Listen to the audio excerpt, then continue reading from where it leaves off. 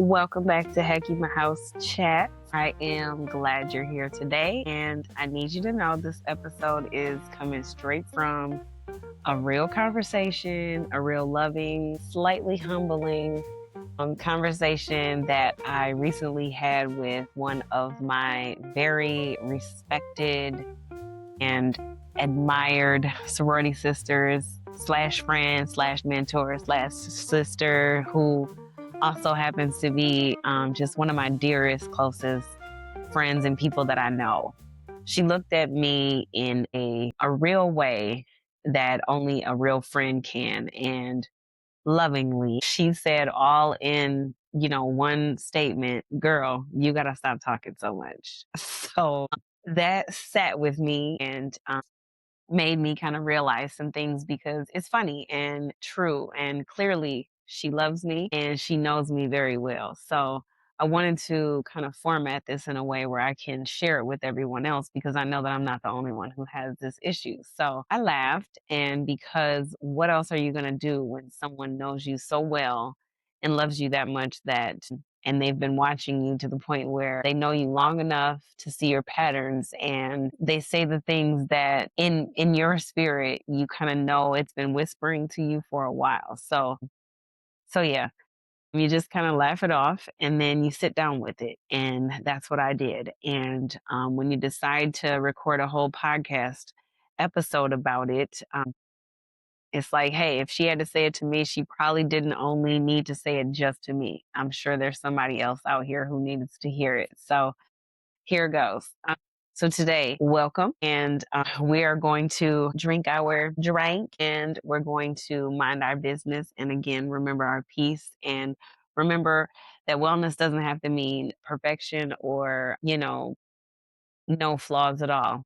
It means that you are coming into your power. And as your host, I am going to use myself as always as an example. So it's funny because a lot of times we feel like we are helping people when we are just jabbering and responding to things and all of that. But sometimes it's not a help. It can be a hindrance to us. Hold on just a second. Okay. So explaining habit, why we do it and why it costs us so much. So honestly, it is a habit. When you are somebody who overspeaks or says too much, a lot of times it's a habit that's been formed over time. And let me be honest with you. I have spent many years over explaining myself. And to be honest, there's a lot of situations where I felt like I have improved and don't do it as much as I used to. And I must have really been doing it a lot if I still do it to the point where it's noticeable. But trying to make sure that people understand me has always been a big thing. And that's kind of where I was coming from, just trying to make sure that people were not misunderstanding me. And I'm trying to soften things and trying to make everyone feel comfortable and just trying to avoid conflict a lot of times, and trying to make sure that people knew that I wasn't trying to hurt their feelings or say anything offensive. And a lot of times on the surface, that sounds thoughtful. It can sound considerate. It can sound kind. And some of it is. And I'm not here to say that clear communication is a bad thing because it's not at all. But here is what I've learned. Usually, the hard way, all that extra talking, it doesn't always bring peace. And sometimes it brings even more confusion because sometimes too many words can cause the misinterpretation, if that makes sense. Sometimes it brings more questions, and sometimes it gives people access to information that they never really asked for or were never really entitled to in the first place. And sometimes, or a lot of times, it simply drains our energy and it can take the conversation in a totally different direction. And so just giving enough information to suffice is probably best. Because the truth is, it took me a while to fully absorb that you don't owe everyone a dissertation on your decisions. And you don't owe everyone a detailed explanation for why you're resting or why you don't really owe anyone a 20-minute speech explaining why you said no about something or why you decided not to go or why you decided to take a left instead of a right or how you spend your money or changing your eating habits or, why you decided to protect your peace in this way and step away from certain things or relationships. So, a lot of times people might seem like they expect it, but it's not necessary for you to give that all the time. And I know that can feel uncomfortable because I know it does for me, especially if you've spent years being a peacemaker or someone who is the mediator or the person that does explain the situation or be the bridge. And if you're the helper or the one who always explains or the one who makes sure everyone understands before walking away, that can be tough. It can be a hard thing, a hard habit to actually stop. And so here's the thing. I've had to sit with the fact that explanations don't always create understanding. Sometimes people have already decided what they want to believe, and no amount of explaining, no matter how thorough, no matter how patient, no matter how you carefully word things, no explanation is going to change that sometimes. And I know that's tough because, like I said, it can be awkward. And so it's like, what are we really explaining for if that's the case? And, just let that sit with you for a second. It's a whole thing. And a lot of times I feel like when we enter that moment, the silence sometimes, or even just the response can be a little awkward. Not every comment deserves a full response. And that's just what it is. And some statements are just a complete thought and that's it. It just is what it is a lot of times. And when we add extra to it, we can muddy the puddle and confuse the situation even more. So another thing that I have been learning is that sometimes my friends' words can kind of unlock certain things for me. And one thing that instantly was unlocked when she said that was not every moment or comment deserves a response, and not every opinion requires a defense. So every time someone disagrees with you, it doesn't always require a debate. And not every text message even requires an immediate answer. Sometimes the most peaceful response is just silence. So I want to be clear here. That doesn't mean be rude or cold. It simply means we can stop. It doesn't mean to stop communicating, I guess, but it does mean that we can become intentional with what we say. Sometimes that pause before we pour out is just as important as words, and we can use that time to ask ourselves whether our words are actually going to add something or whether they are just more energy going out the door. And we often have to remind ourselves that words have energy. And if we're constantly giving away our energy and trying to convince and defend and explain and justify ourselves, that at some point we do become exhausted. And I think a lot of us, or a lot of women especially, are exhausted not from doing too much, but from carrying conversations that don't need to be carried, to be honest. And yeah, that's a big thing. I mean, that's one thing that I admire about President Obama is those pauses. They mean a lot, and it's not as easy as it looks to do. A lot of times we are trying to manage each other's feelings and other people's feelings, and we're trying to control how we're perceived. We're trying to make sure that everyone understands and that can become a weight on us, and it's real and it's constant and accumulating weight that lives in our bodies, and it can drain your spirit. And sometimes I don't think we realize how much weight that's carrying. And I for sure know this weight. I've been carrying some version of it for most of my life. And I think after sitting down and chatting with my friend, my sorority sister, my mirror, she reminded me that it was time to put some of that down and it was okay. And it was cool because, I physically almost felt the weight lift off because it was a safe space to say, hey, put that down here. So I will say 5 things I'm practicing right now to get better at this. And I will go through those with you and share them to see if hopefully, they can help. They're not rules, they are actual practices. So things that I want to share with you because I feel like they are simple things that I just do.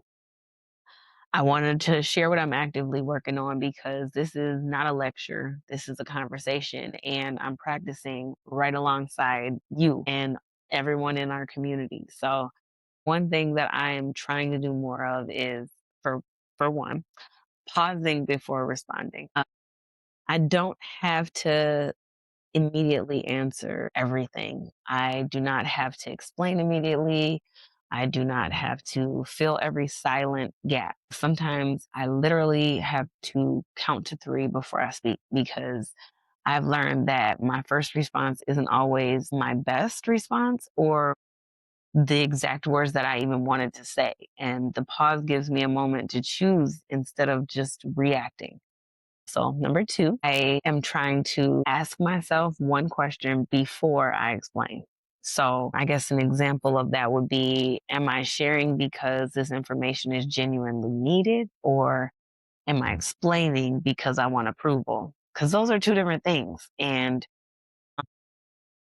there's a big difference. And that question right there has changed a lot for me because sometimes I think we're communicating, but or we think we're communicating, but we're actually just auditioning. And it's almost like we're hoping that someone will validate our decision.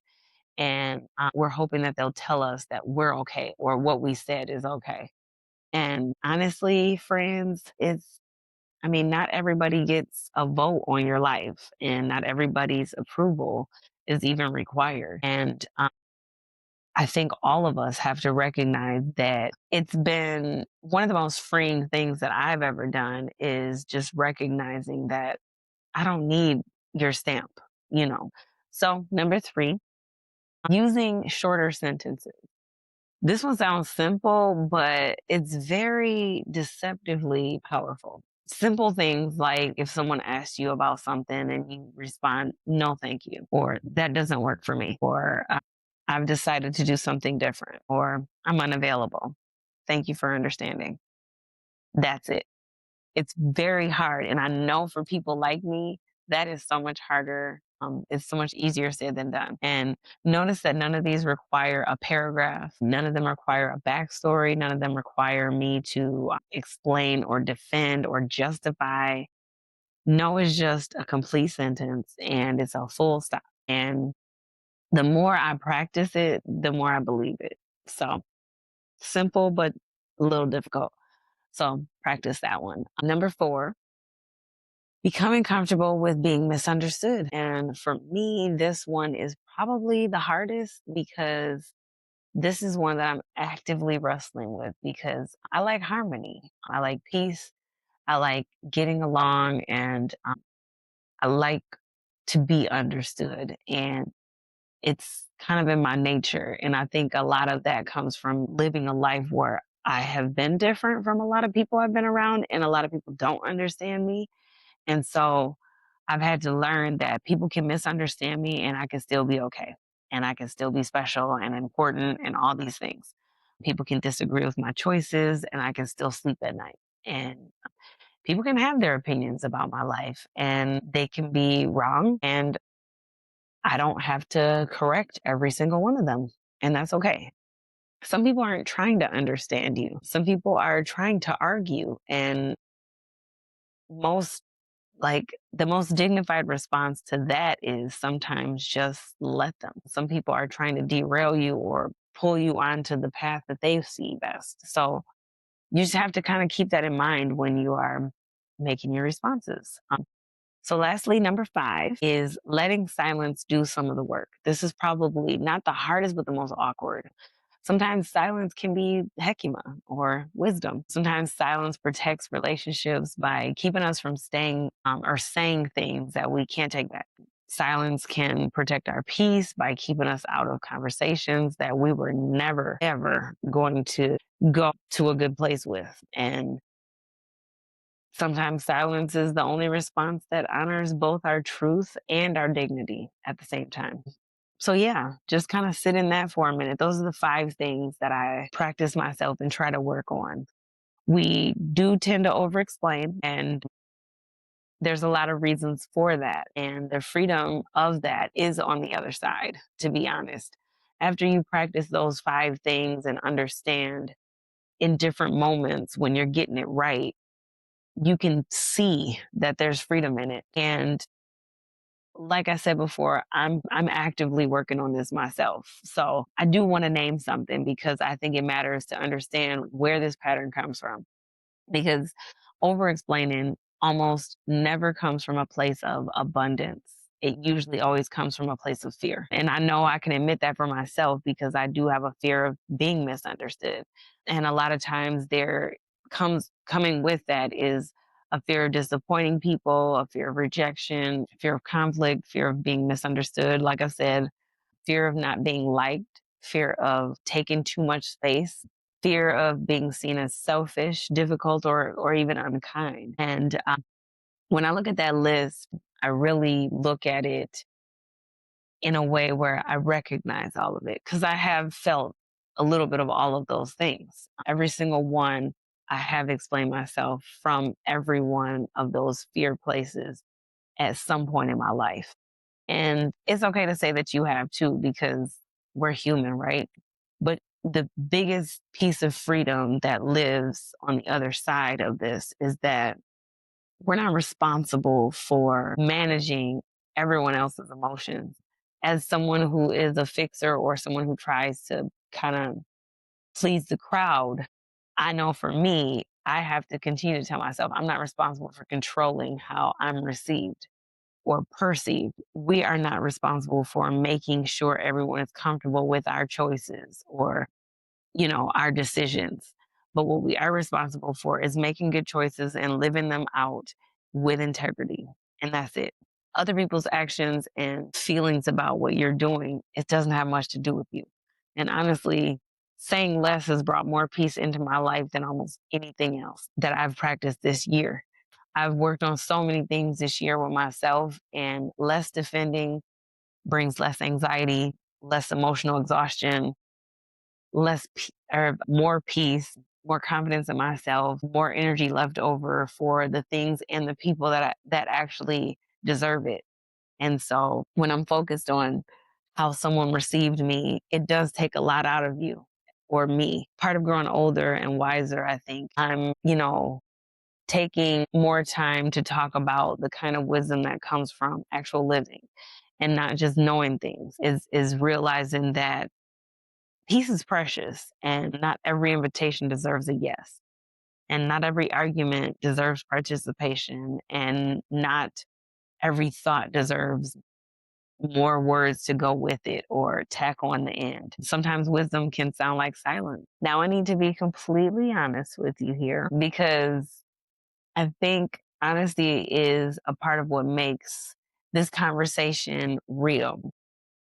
I can absolutely talk too much, and I know that I can. I have told a whole backstory when, like, a one sentence summary would have just done it and would have been more than enough.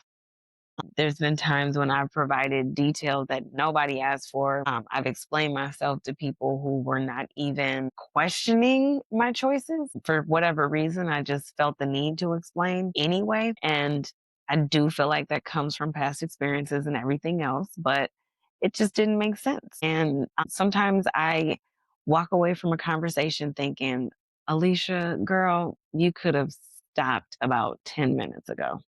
And I know all of us who talk too much have had that moment where you're walking away thinking, I have said way too much and I'm not going to do that again. And so that's a TMI moment. And it doesn't even have to be like something that you said that was like crazy. It's just sometimes it's just too much. So, yeah, I don't know if that sounds familiar to anybody, but I'm pretty sure it does. I think so many of us have had that walk away moment where we replay a conversation and we know, we know that we gave more than what was needed and more than what was wise and more than ours to give.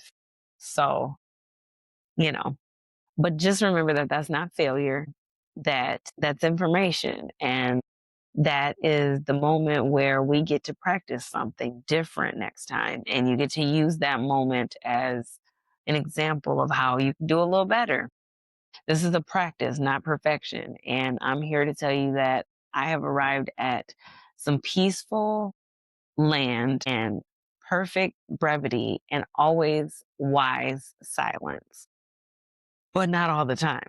I'm telling you that I'm learning and that I'm practicing just like you. And that one conversation with one good friend who loves me enough to say the real thing has shaken something loose in me that I just felt needed to be shaken. And so I felt the need to share that because I know that whenever I'm dealing with something or digging my way through something, that I'm not the only one.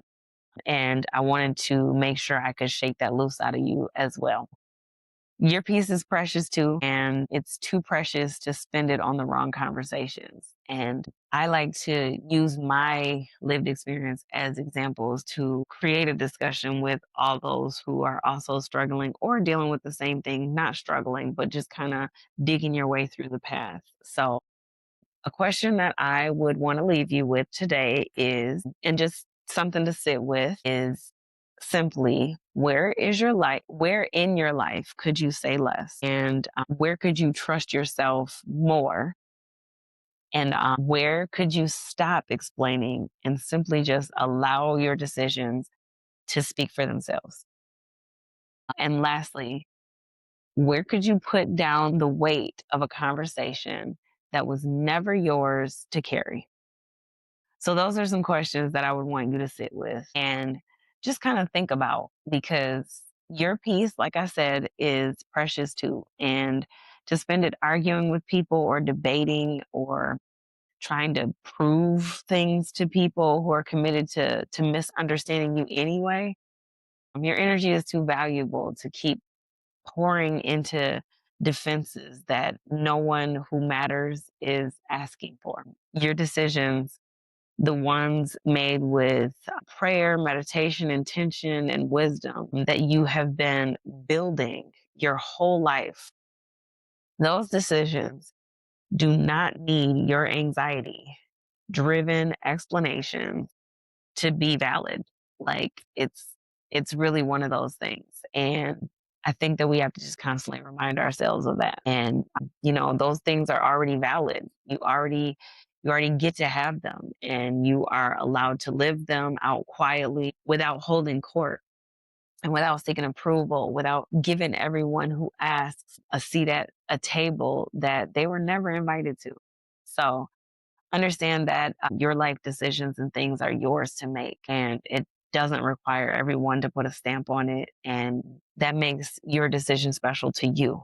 So, so yeah, if you're working on this too, or if any part of today's conversation landed somewhere real in you, please know that you are not alone. So, so many of us are learning how to stop people pleasing or over talking, and learning how to set boundaries and how to say less and how to protect our own peace and not try to explain it to other people. That's exactly what kind of work we can do together as a community. And if there's anything specific that any of you are working on, feel free to drop it in the chat, so that we can all talk about it and help you through it. It's really a good thing to have a community of people who are going through some of the same stuff as you and to chat it out with. These are the reasons why I created Hekima House, because we weren't ever meant to do this journey alone. And if you're looking for a community of like-minded women who are, I won't even say women, just people who are learning how to grow, heal, set real boundaries, and create healthier lives and support one another, come on in. It's a place where we can all sit down and kind of sort through all of this craziness together. So thank you again for joining, and I hope to see you for another crazy conversation that we have in Hekima House chat. So I'll see you all later, and have a wonderful rest of your day. Thank you for joining.